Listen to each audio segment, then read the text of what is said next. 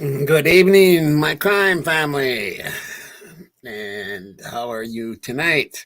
It's Tommy Jude, and once upon a crime time. Got something that came into my email I thought I would share because it's pretty interesting. Uh, Scott Green and four others being sued in the University of Idaho. So I thought that might be something to put out there. I don't know if anybody else is around story on this or not. I'm not quite sure. I haven't seen it, but it doesn't mean it's not out there. This is not live again. This is a premiere, so I'm not going to be saying hi. I don't like doing it this way. Really, I like saying hi to everybody, but sometimes time doesn't allow me to do lives. Yeah, that's just the way it is. Anyway, I love you, my crime family, and my mods. No, I haven't seen some of my mods for a little while. They must be taking a little break. I might have to go onto the old Discord and check on them. I haven't been in there for a while either. Anyway, yeah, so this is pretty interesting here. Let me show you who the defendants are.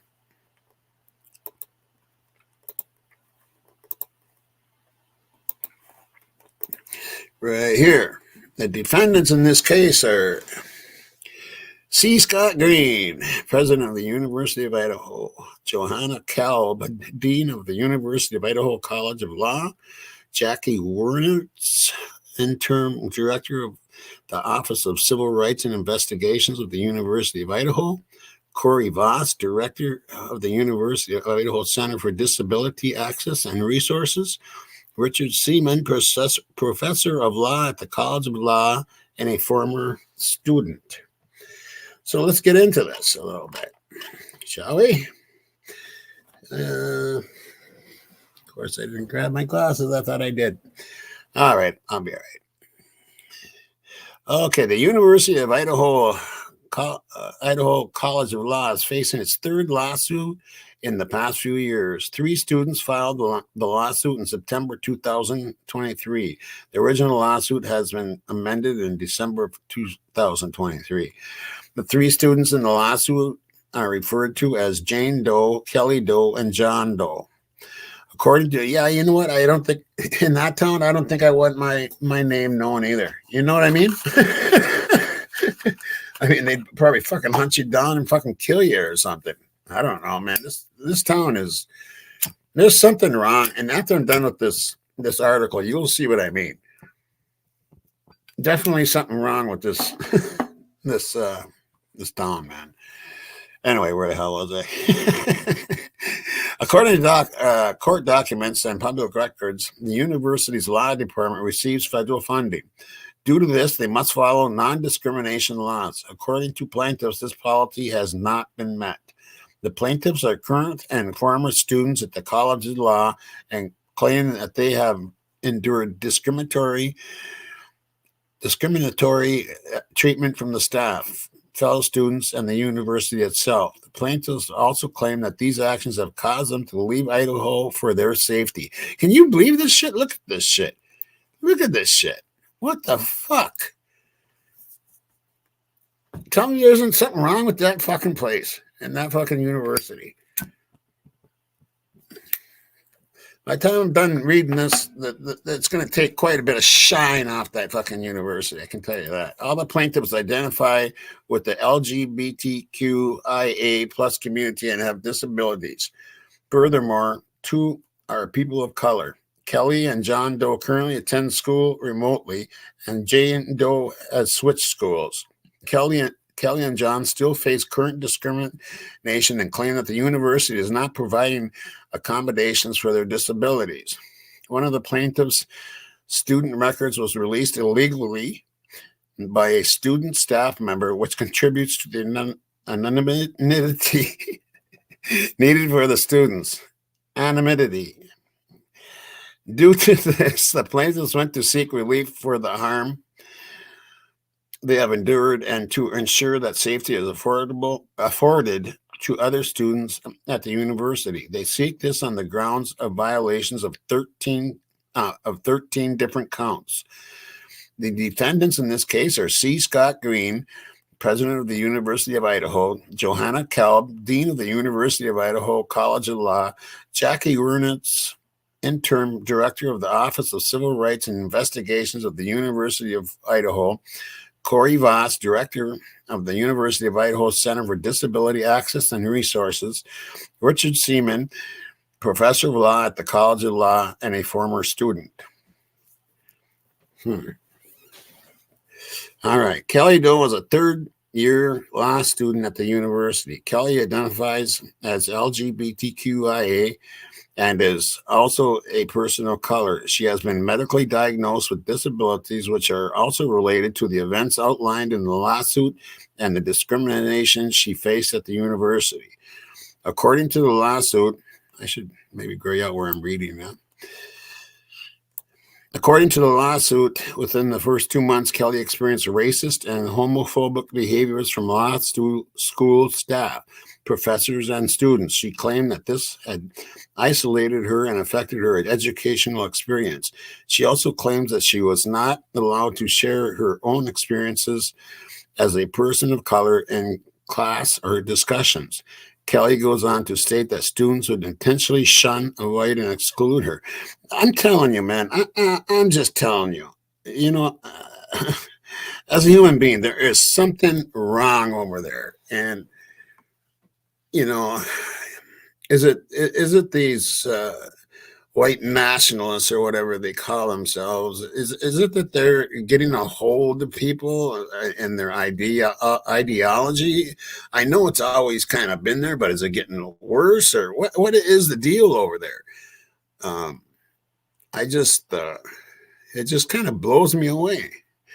According to the lawsuit, when talking with Dean Kalb about the things she had experienced, Kelly told her, "It's hard enough being one of 2 black people in the class of 2024. One of 2 black people in the class of 2024. Can you imagine that? This is like a major university, and this is like a fucking university. What the fuck? Unbelievable." But the added ignorance and hatred we get from students and staff makes me feel even more like an outcast and like I should not even be there or be here. This is terrible. This is fucking, oh my God. Unbelievable. Dean Kalb told Kelly that the school would be acting against this. Throughout the lawsuit, Kelly does not believe any action had taken place since no changes were made, and they never have followed up with their claims.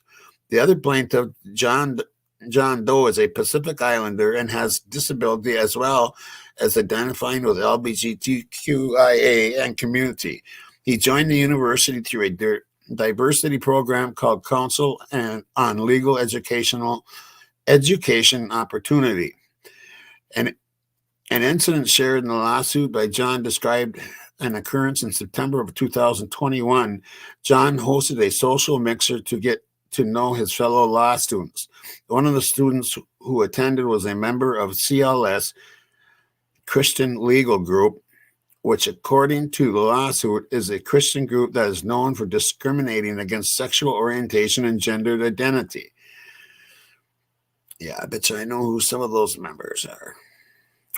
One CLS member and a classmate called John a slur and ousted him to his classmates during the mixer. In doing so, his sexual orientation became known throughout the student body. John reported the incident to the College of Law within a couple of days. The response was a no-contact order between John and the classmate who assaulted him. However, the classmate was still allowed to attend classes, even ones that John was attending remotely. Throughout the year after the incident, CLS members continued to harass John, Jane, and other students. In February 2022, John was invited to a social gathering off campus. He had gone unaware that most of the attendees were CLS members. One was the CLS chapter's president, who repeatedly asked John to drop his complaints against the classmate who had previously assaulted him. When he refused, the CLS members began harassing him, and John quickly left. John Doe, this is fucking, I don't know, man. Something needs to be done over there. And I guess it starts at the top, don't you think? I mean, it starts with Mr. Green. I think he's got to go, and there has to be, it has to be investigated though why there's only 2 black people in that class, in that whole class. It doesn't. It's wrong. It's just wrong. God, I can't even believe I'm talking about this in 2024. I can't believe this shit. John Doe was not the only one who faced continual harassment from CLS members, according to the lawsuit. Kelly Doe attended the university from August 21st until July 22nd. While she attended the university, she faced discrimination and retaliation that affected her education and safety, according to the lawsuit. Following an incident of a homophobic slur written on a community board, Dean Kelb sent an email to announce that a moment of community to support LGBTQIA plus students would be held. The lawsuit states that when Jane and Kelly attended, CLS students had hijacked the event. They forced Jane and Kelly into a prayer circle without their consent, and when Jane asked a CLS member why they were there, they proceeded to make homophobic comments to Jane and harasser. Others who witnessed the incident, such as faculty members and professors, failed to address and stop their remarks, according to Jane Kelly. What the fuck, man? Wow. Just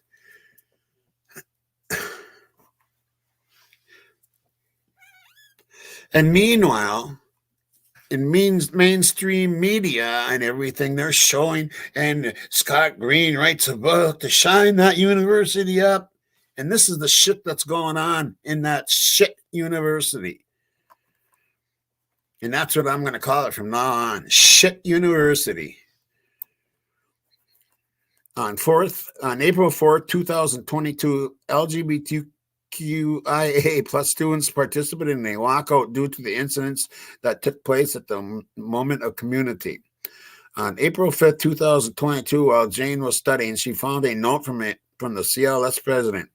Jane felt unsafe by the note and requested to leave campus since she felt like she was being targeted by CLS students and felt unsafe on campus.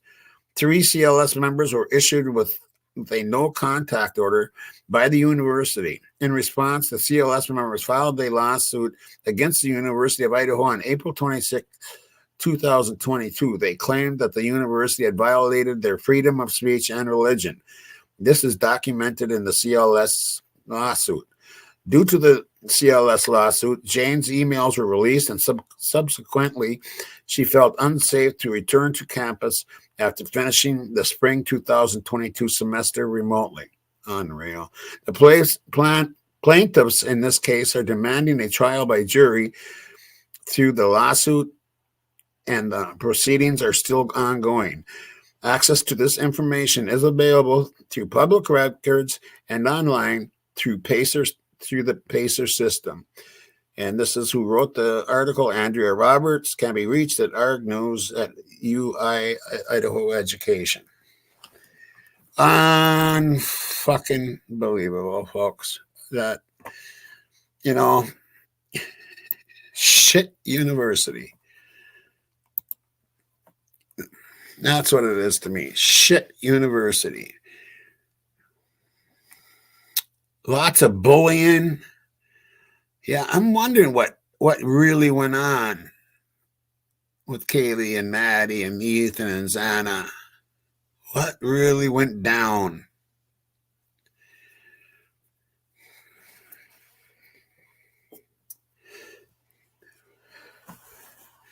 Something needs to, Well, it's up to me. I'd shut that fucking university right the fuck down. I'd shut it right down until they fucking got the right people in the right places to run it. Because apparently this fucking Scott Green can't run shit. Those people should be fucking fired. Anyway, shit pisses me off, you know? Just kind of gets to you. Anyway, that's all I got for you. It kind of wound me up. Ugh. Shake it off. Negative energy. I'm going to leave you with a nice outro so you guys can chat away here a little bit. This first song is they're friends of mine, Corey Medina and Gary Brosti and Eric Sundin. And it's Corey Medina's band. They're very well known in the whole state of Minnesota. And they're friends. I've jammed with these guys lots of times. Anyway, I'll leave you with those. Until next time, guys, rock and roll.